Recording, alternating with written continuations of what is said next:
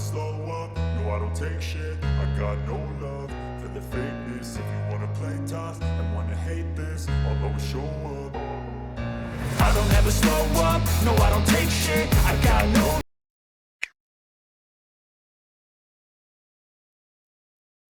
बिस्मिल्लाहिर्रहमानिर्रहीम। आज मैं आपको बच्चों की ज़हनी माजूरी यानी जिसे आम तौर पे आम लोग, देहाती लोग या बहुत सारे बड़े शहरों में भी छोटे इलाकों में जो है उनको साईं बाबा कहते हैं या अल्लाह लोग कहते हैं, और उसकी तरबियत पे कोई तवज्जो नहीं देते, बल्कि गली मोहल्लों में बेचारे इधर उधर भटकते रहते हैं। हालांकि पाकिस्तान में जो है बहुत सारे अदारे ऐसे बन चुके हैं जो उसकी तरबियत करते हैं। आम तौर पे हम अपनी ज़बान में इसको इंटेलेक्चुअल डिसेबिलिटी कहते हैं या लर्निंग डिसेबिलिटी कहते हैं। पहले इसको मेंटल रिटार्डेशन कहते थे, यानी ऐसे बच्चे जिनकी ज़हनी उम्र जिस्मानी उम्र से कम हो तो उसको हम ज़हनी माजूर या इंटेलेक्चुअल डिसेबल बच्चा कहते हैं। तो नफ्सियात की किताबों में आम तौर पर जो है इसकी तशरीह जो है वो ये इस तरह से की गई है कि ऐसे बच्चे जिनमें फैसला करने, सोचने, समझने, पढ़ने, लिखने की सलाहियत जो है वो कम होती है दूसरे बच्चों से, यानी इसकी पेमाइश हम जो है आईक्यू के ज़रिए से करते हैं। बच्चों के आईक्यू टेस्ट लेते हैं, जिनका आईक्यू कम होता है उसको ज़हनी माजूर बच्चा कहते हैं। फिर इसी तरह से दूसरी उनको शर्त ये है कि ये रोज़मर्रा ज़िंदगी में जो हालात हैं उसको एडजस्ट करने में मुश्किल महसूस कर रहे हों, यानी 2-3 बातें जो है इसमें पक्की हों कि नंबर 1 क्या है कि जहन कम हो, दूसरा ये है कि अडेप्टिव स्किल जिसे कहते हैं हम कि रोज़मर्रा ज़िंदगी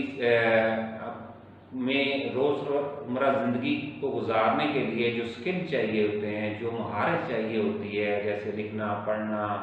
अपने आप को संभालना वगैरह, उसकी उसमें कमी हो, कम से कम 2 एरियाज़ में उसकी कमी हो तो और उसको हम इंटेलेक्चुअल डिसेबिलिटी कहते हैं। और तीसरी ये है कि ड्यूरिंग डेवलपमेंटल पीरियड हो, यानी जो डेवलपमेंटल जो उसकी परवरिश का पीरियड होता है, अरसा होता है, उसके दौरान ये बीमारी हो तो हम उसको ज़हनी माजूरी कहेंगे या इंटेलेक्चुअल डिसेबिलिटी कहेंगे। लेकिन अगर इसके बाद होता है या इसके अलावा किसी और वजह से होता है तो उसको उसकी वजह से जो है उसको जो है उसका कहेंगे कि हम इसकी कॉग्निशन जो है डिस्टर्ब हो गई है, इसका जहन जो है काम करना छोड़ गया है, जिस तरह से डिमेंशिया है या इस तरह से और कई बीमारियां हैं जिसकी वजह से ये सर में चोट लग जाती है, एक्सीडेंट हो जाता है, तो उसकी वजह से भी जहनी काबिलियत जो है वो कम हो जाती है। लेकिन ये जो है 18 साल से तकरीबन